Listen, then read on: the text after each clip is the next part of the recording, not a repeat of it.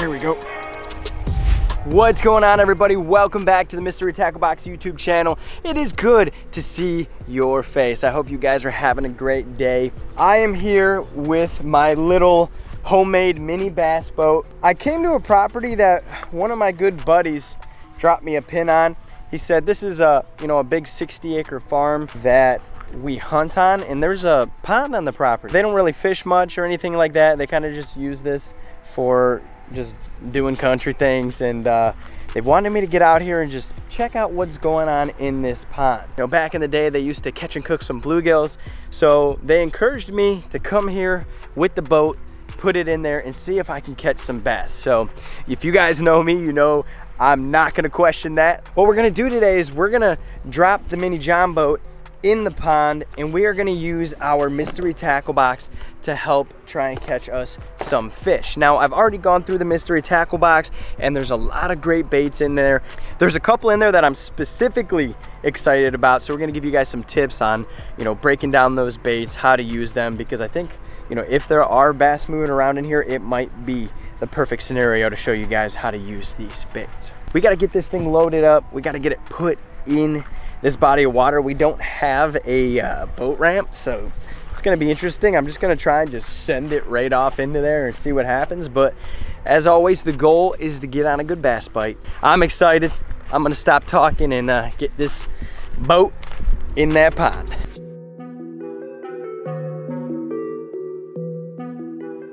So all I have here with me today is this mystery tackle box. I literally didn't bring any other tackle. And I'm not doing a slam or anything today. I'm just gonna use what I have in this box to hopefully catch some fish. So the one bait that I was super excited about was this guy right here. I don't have it in the package, I have it tied up already, but that is the 𝗙𝗲𝗋𝗶𝗹. This is actually one of my favorite topwater baits to throw. I picked up one of these after falling in love with the 𝗙𝗶𝗶𝗶, and to be honest with you, I've caught more fish on this guy right here. I like the sound and the action better. So I'm super stoked that I got one of those in my mystery tackle box. Now, I think the sun's just a little too high in the sky. It's a little too hot. It was 91 degrees today. So picking up that topwater right off the bat is probably not the best move. I think with this heat, these fish are gonna hold a little bit tighter to cover for a little bit. So we're gonna look at some other baits in the box. So in this box, we have some other things like some paddle tail swim baits. We have craws in here, the vile craw. We have a spinner bait that I also took out of the package. And then it looks like we have a square bill. So for baits I'm gonna resort to for right now, I think a good choice would be a square bill or a craw. I think these are gonna allow me to cover some water, hit some spots where these bass might just be holding cover. Now, this pond I've never fished before. I'm not even sure if there's bass in here. One thing that I could see off the bat is it's definitely more of an open bowl than it is a structured lake, right? I'm not sure if there's weeds underneath the surface, but as far as like down trees and stuff like that goes, there's not too much. So there are a few. I do have a Texas rig already set up on this rod with a worm. So I think what I might do is pick up this vile craw, flip it around a little bit. If I don't get bit on that, then I'm gonna try the square bill. We're gonna filter through baits, see if we can get bit, but by the time the sun kind of goes down a little bit, starts to set, I think that's when we're gonna pick up the revolver and hope to get on a topwater bite. But first and foremost, we gotta find out if there's some bass in here, so let's try and dial down this pond with our mystery tackle box. So I Texas rigged the vile craw right off the bat. Now there's not a ton of cover, like I said, in this pond. You got like some overhanging trees right here, and you got like maybe one or two over on that side of the pond. So being that that's the only isolated cover really in this lake, oh, we also have like a little dock like structure overflow pipe over there. So if there are bass relating to structure, there's a good chance we're gonna find them in areas like these. So we're just gonna flip through these and see if we can get bit. And if that doesn't work, we're gonna try and cover some water. But I'm being dead serious, guys. I have no idea if there's bass in here. Oh, I just got bit by something small. That was like a bluegill or something, maybe? Okay, well, that might have been a bluegill though.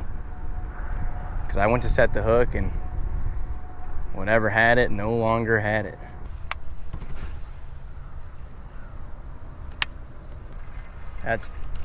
There's a fish. Holy cow. If that is a bass, we are in trouble. That is not good. That is not good, folks. there's bass in here, but holy cow, that is not the size we are looking for. If we start getting into a bunch of those, I have no idea.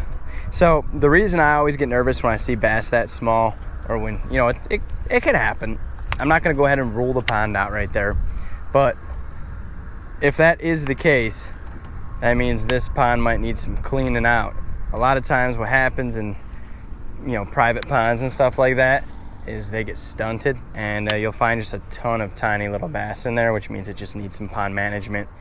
You need some bigger bait fish, you need more bait fish, you need less small bass, room for the big bass to grow. There's a whole process to it, but the fact that I got bit, I missed the first one, there's a good chance there's quite a few down there of those, but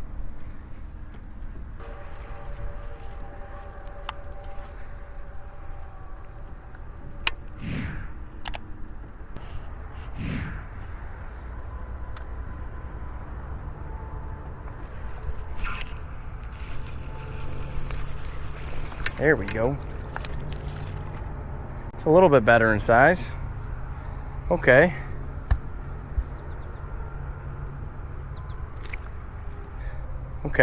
Okay. There's hope. There's hope for the pond. I don't know how much, but there's hope. Bigger than the last one.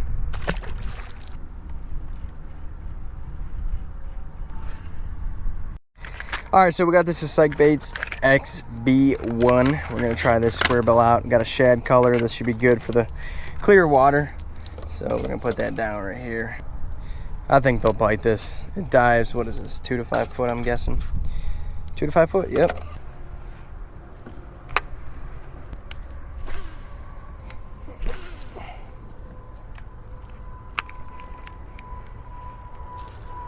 I'm gonna run around with this revolver a little bit, and we're gonna see if we can get bit on the revolver, because if we can get bit on the revolver, then we're gonna have some fun. But if not, there's actually a lake not too far from here. I was looking around on Google Maps, and there is a like 20-acre private reservoir down the road from here. So I'm gonna try and take this boat there, and if I can't get it in the water because it doesn't allow me to put it in there, then we're gonna fish it offshore. But I have a pretty good feeling that I should be able to take the revolver over there and make something happen.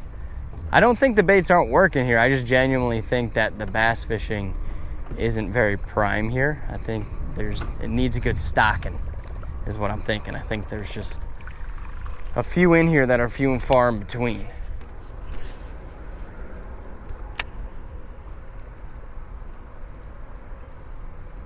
Yeah, I'm gonna go around the pound. There we go. There we go. On the revolver. It's a little bit better bass. See, that's a good thing about these big topwaters, guys, is you're gonna really be able to kind of target those bigger fish that are in the pond if they're in there. So, all right, buddy, I got you hooked weird on the gill. I'm trying to be easy with you. I know you don't want that like that. I'm telling you guys, this revolver is gonna be the reason I catch a decent fish today. Oh, another one just missed it. He was tiny though. Topwater bite is on, baby. It crushed this thing so hard, it just startles you almost every time, in the best way possible, that is. But this like electro shad color, I'm honestly not sure what it's called, but it's gotta be one of my favorite colors to throw. I'll let you guys know, just in case you're curious. This particular one is called the Shattered Shad.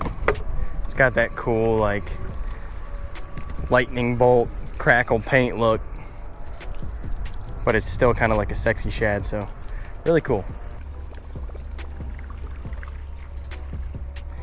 All right, folks, I think we're gonna go pond hop. I think we're gonna adventure. I don't think we're gonna find that biggie we're looking for here. So I've never fished the next spot. I'm actually not familiar with the area that I'm in at all whatsoever, so I'm kind of excited. We're gonna go try some new spots, see if we can get bit.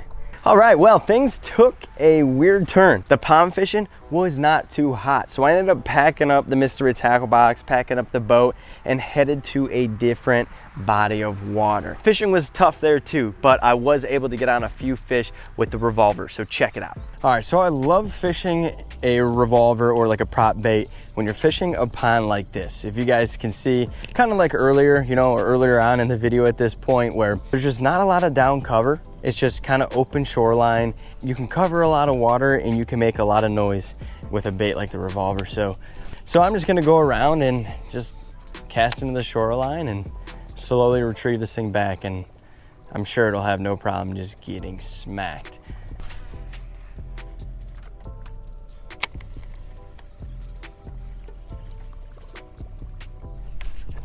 There we go.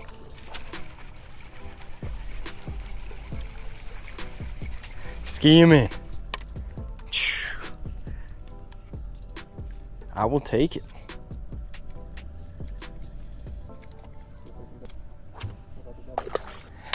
Also, when you guys are fishing this revolver, one thing to keep in mind is try to keep it in as clear water as possible. You can throw it along grass lines, you can throw it near the weeds, but if you guys see these like little patches of grass and stuff like that, if you cast directly into them, unfortunately, the bait will foul quite often.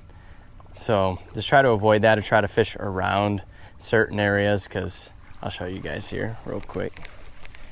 You got two things. Well, actually, you got three things. So you got a prop that spins through the middle, which obviously if that's hitting weeds, it's not really going to go. But then you also have these two treble hooks, which they're great for getting fish hooked up, but they will cling on to just about any weed or anything hanging in the water, unfortunately. So again, one of those baits where it's somewhat specific purpose, but if you can put it to use, you guys should be able to get on a pretty good bite.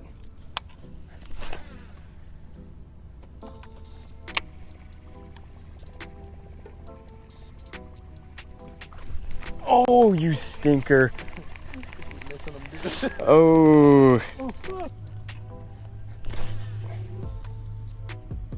That's it. That's the cast right there, folks.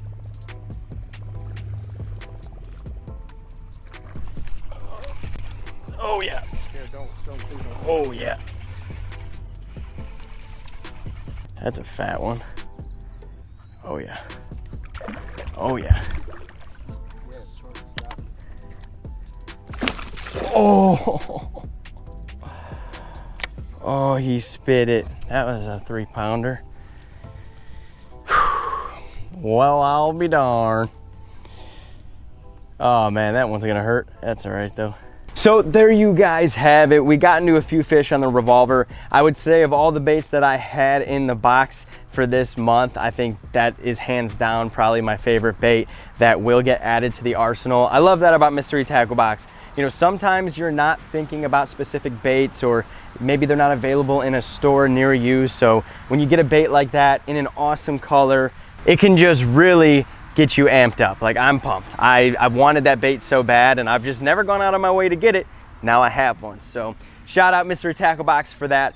Again, guys, I hope you learned something here. The fishing wasn't too great, but that's realistic. That's just what happens sometimes. It's been very, very hot here in Ohio, and you know, pond fishing does kind of slow down when things get really, really hot. But fall is upon us, so we will have some awesome fishing content coming here soon. But hey guys, I'm gonna wrap things up here. Thank you so much, Mystery Tackle Box, for letting me take over the channel today. I hope you guys enjoyed it. If you guys like seeing me here on the channel, do me a favor, leave a comment down below, say what's up, and you know, consider hitting that subscribe button, and you know, drop a like on this video. We'll be back with some bangers soon, I promise. But until then, thank you guys so much for watching. I'll catch you later.